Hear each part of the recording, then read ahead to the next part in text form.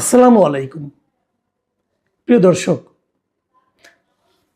গত দুদিন ধরে আমার কাছে বিভিন্ন জন আমার কন্টেন্টের নিচে যে কমেন্ট লেখা হয়, যে কমেন্ট আপনারা দেখেন, সেখানে কমেন্ট করেছেন যে আমি যেন বাংলাদেশ ব্যাংকের যে সর্বশেষ নিয়োগ, মানে নতুন যে গভর্নর নিয়োগ করা হলো, এ নিয়ে যেন কিছু কথা বলি।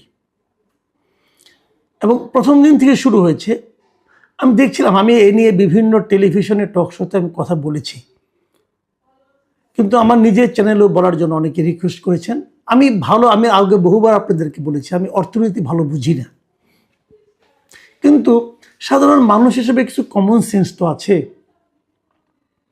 যারা বুঝেন তারা কি করবেন না করবেন সেটা তো আরেক কথা। আমি বটম লাইনটাকে বলি যে মিস্টার মুস্তাকুর রহমান নামক একজন গার্মেন্ট ব্যবসায়ী, পোশাক শিল্পের একজন ব্যবসায়ী, তাকে বাংলাদেশ ব্যাংকের গভর্নর করার যে সিদ্ধান্ত সরকার নিয়েছে এবং নিয়োগ অলরেডি করেছে, উনি অফিস করাও শুরু করেছেন। আমি মনে করি এই সরকারের সবচেয়ে ঝুঁকিপূর্ণ এবং রিস্কি সিদ্ধান্তগুলোর মধ্যে এ যাবৎ তারা যা নিয়েছেন তার মধ্যে এটা একটা। এবং এই সিদ্ধান্ত সরকারকে কোথায় নিয়ে যাবে এটা বলা বড় কঠিন। কেন কঠিন সেটা বলি। কেবল বাংলাদেশের ইতিহাসেই নয়, সারা দুনিয়াতেই আপনি এ ধরনের উদাহরণ দ্বিতীয়টা খুঁজে পাবেন কিনা আমার সন্দেহ, যেখানে একজন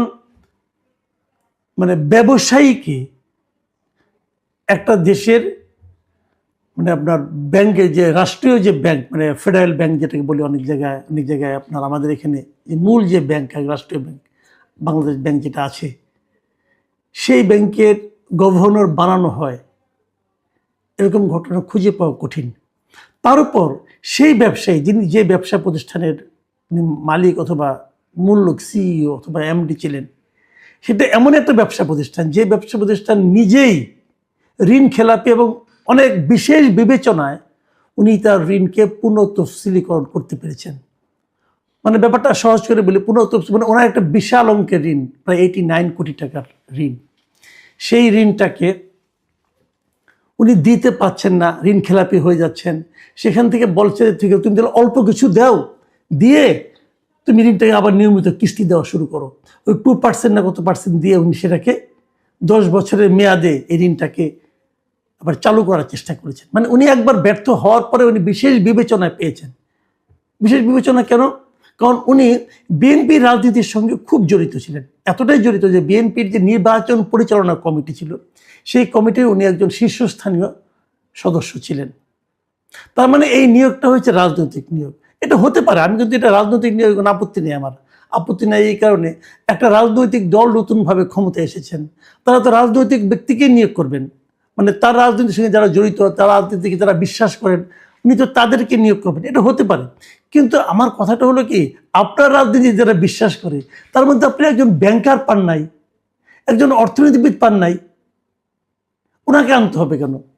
উনি তো এমন একটা ব্যবসা প্রতিষ্ঠানের পরিচালনার মূল দায়িত্বে ছিলেন, সিইও ছিলেন, যে ব্যবসা প্রতিষ্ঠানটা ব্যাংক থেকে ঋণ নিয়ে ঋণ পরিশোধ করতে পারে নাই। উনি সেরকম ব্যবসা প্রতিষ্ঠানের শীর্ষ কর্মকর্তা ছিলেন। এখন উনি যখন আসছেন, এখন ওনার প্রতিষ্ঠানে ঋণ টিন পাওয়া আরো সহজ হয়ে যাবে না?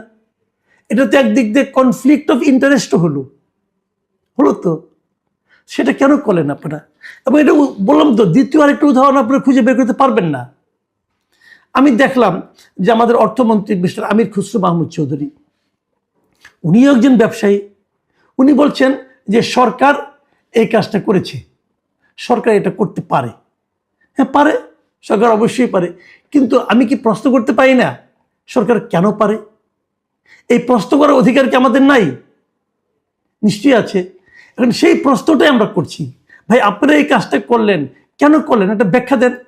আগে আমরা দেখেছি আপনার ইউনূস সাহেবের আমলে যে ওনার সরকারের যা কিছু হতো, ওনার একটা প্রেস উইং ছিল, সেই প্রেস উইং নিয়ে আমরা হাসাহাসি করতাম, অনেক কিছু করতাম, কিন্তু একটা জিনিস আমরা দেখতাম যে সেই প্রেস উইং চট করে একটা ব্যাখ্যা দিত। এখন এই সরকার ব্যাখ্যাও দেয় না, এই সরকার ব্যাখ্যাও দেয় না, এখন পর্যন্ত কোনো ব্যাখ্যা পাইনি। না মন্ত্রী দিচ্ছে, না প্রেস উইং দিচ্ছে, কেউ ব্যাখ্যা দিচ্ছে না। কিন্তু প্রশ্ন তো মানুষের মনে জাগছে, যতক্ষণ পর্যন্ত এই প্রশ্নের উত্তর কেউ না পাবে, ততক্ষণ পর্যন্ত কিন্তু এটা নিয়ে মানুষের মধ্যে নানা ধরনের কথাবার্তা হবে, নানা ধরনের চিন্তা হবে। সেই চিন্তাগুলোর জবাব কিন্তু আলটিমেটলি সরকারকে দিতে হবে, এবং সরকার যখন উত্তর না দিবে তখন মানুষ নানা ধরনের জল্পনা কল্পনা করবে, এবং এই জল্পনা কল্পনাগুলোর ডাল মিলতে থাকবে, ডালপালা মিলতে থাকবে, এবং সেগুলির সমাধানটা কি হবে কেউ জানে না। কিন্তু সরকারের প্রতি মানুষের সন্দেহ বাড়তে থাকবে।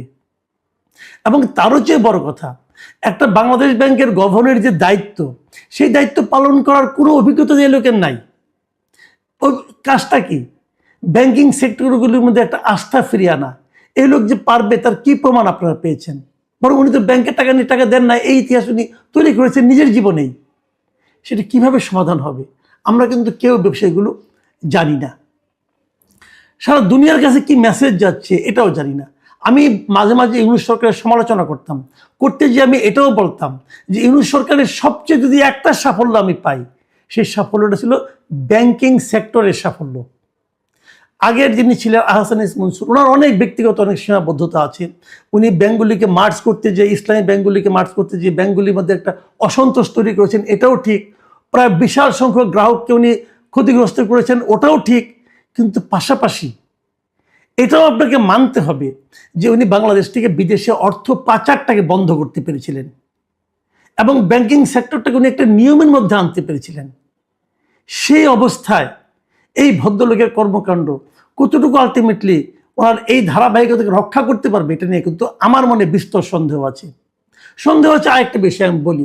দেখেন, এই যে আমরা বলতাম না রেমিটেন্স আসছে বিদেশ থেকে, রেমিটেন্স আসছে বলে কিন্তু আমাদের আপনার রিজার্ভ বেড়েছে। রেমিটেন্সতে কখন আসে?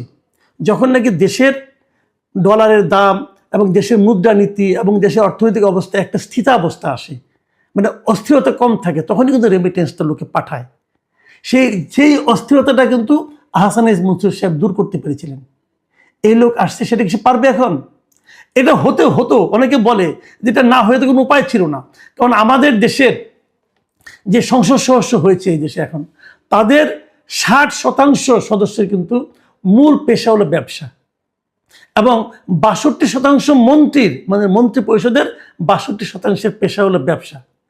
তাহলে, এবং তাছাড়া আরও বলি আপনাকে, এমপিদের যারা সংসদ সদস্য, তাদের 50% হলো ঋণগ্রস্ত। তো এরকম একটা সরকারের অর্থনৈতিক সুযোগ সুবিধা করে দেওয়ার জন্য বাংলাদেশ ব্যাংকের গভর্নর আরেকজন ঋণগ্রস্ত ব্যবসায়ী হবেন, এটাই তো স্বাভাবিক। তখন ওনাদের অবস্থা দেখছেন, দেশের অবস্থা কি হবে? দেশকে স্বাভাবিক পথে অগ্রসর হতে পারবে এই লোককে নিয়ে? আমি কিন্তু ভয় আছি ভাই। প্রিয় দর্শক, এই ভয় অমূলক হোক এই প্রত্যাশা করি, কিন্তু হবে কি?